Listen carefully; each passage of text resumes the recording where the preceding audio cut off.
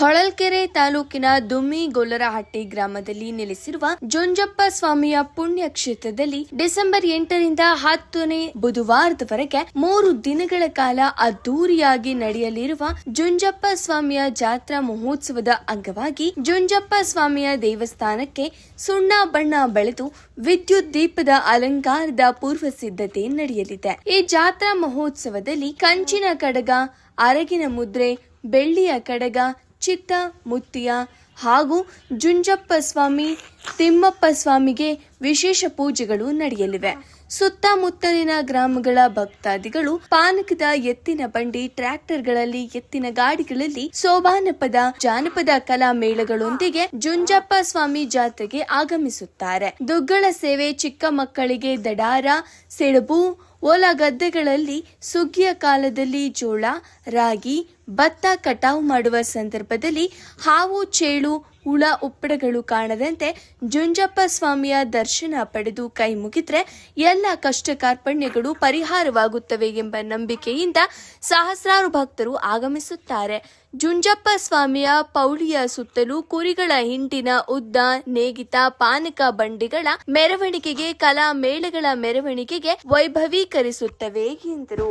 ಜುಂಜಪ್ಪ ಸ್ವಾಮಿಯ ಮಹಾ ಜಾತ್ರೆ ಚಿತ್ರದುರ್ಗ ಜಿಲ್ಲೆಯಲ್ಲಿ 2ನೇ ಜಾತ್ರೆಯಾಗಿ ನಡೆಯಲಿದೆ ಎಂದು ರಾಷ್ಟ್ರೀಯ ಯುವ ಸನ್ಮಾನ ಪ್ರಶಸ್ತಿ ಪುರಸ್ಕೃತರಾದ ದುಮ್ಮಿ ಚಿತ್ತಪ್ಪ ಯಾದವ್ ತಿಳಿಸಿದರು. ಸೀಮಿತ ಆಗಿಲ್ಲ ಜುಂಜಪ್ಪ ಸ್ವಾಮಿ, ಇದು ಸರ್ವಾನ್ ಭಕ್ತರುಗಳು ಸಹ ಈ ಜಾತ್ರಾ ಮಹೋತ್ಸವಕ್ಕೆ ಬರ್ತಕ್ಕಂಥ ಒಂದು ನಿದರ್ಶನವನ್ನು ನಾವು ನೋಡ್ತಾ ಇದ್ದೀವಿ. ಹಾಗಾಗಿ ಇವತ್ತೇನು ಡಿಸೆಂಬರ್ 9ರಂದು ಮಹಾಮಂಗಳವಾರ ಮಹಾ ಜಾತ್ರೆ ನಡೀತಾ ಇದೆ. ಈ ಜಾತ್ರೆಗೆ ನಮ್ಮ ಏನು ಅಕ್ಕಪಕ್ಕದ ಹಳ್ಳಿಗಳು ಇರ್ಬೋದು, 16 ಗ್ರಾಮದ ಅಂದರೆ ಕಿಲೋಮೀಟ್ರ್ಗಳಿಂದ ಅಂದರೆ 10, 15, 20 ಕಿಲೋಮೀಟ್ರಿಂದ ಕಾಲ್ನಡಿಗೆಯಲ್ಲಿ ಬರ್ತಕ್ಕಂಥದ್ದು ಭಾಳ ವಿಶೇಷ ಇತ್ತು. ಈ ಒಂದು ಇದರಲ್ಲಿ ನೋಡಿ, ಇದು ಜುಂಜಪ್ಪನ ಒಂದು ಜಾತ್ರೆಯಲ್ಲಿ ದುಗ್ಗಳ ಮಹೋತ್ಸವ ಅಂತಕ್ಕಂಥದ್ದು ಭಾಳ ಒಂದು ವಿಶೇಷವಾಗಿರ್ತಕ್ಕಂಥದ್ದು.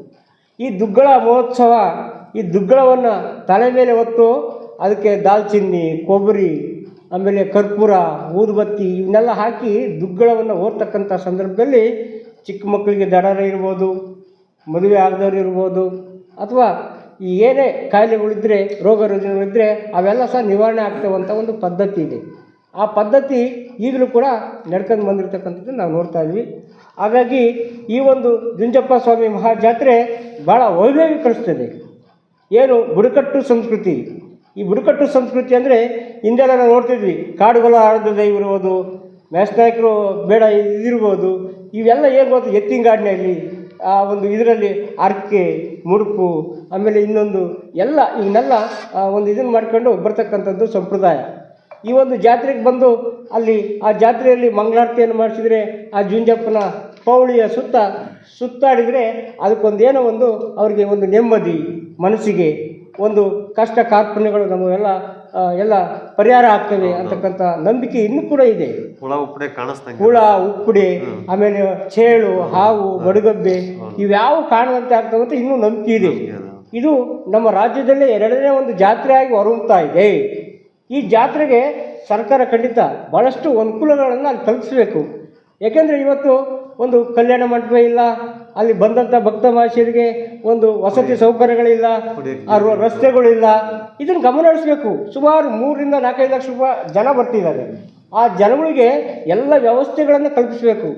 ಮೊನ್ನೆ ತಹಶೀಲ್ದಾರ್ ಅವರಿಗೆ ನಮ್ಮ ಜಿಲ್ಲಾಧಿಕಾರಿಗಳಾಗಿರ್ತಕ್ಕಂಥ ನಮ್ಮ ADC ಅವರು, ಕುಮಾರಸ್ವಾಮಿ ಅವರು ನಿದರ್ಶನ ಕೊಟ್ಟರು. ನಾವು ಹೋಗಿ ಒಂದು ಅರ್ಜಿಯನ್ನು ಕೊಟ್ವಿ.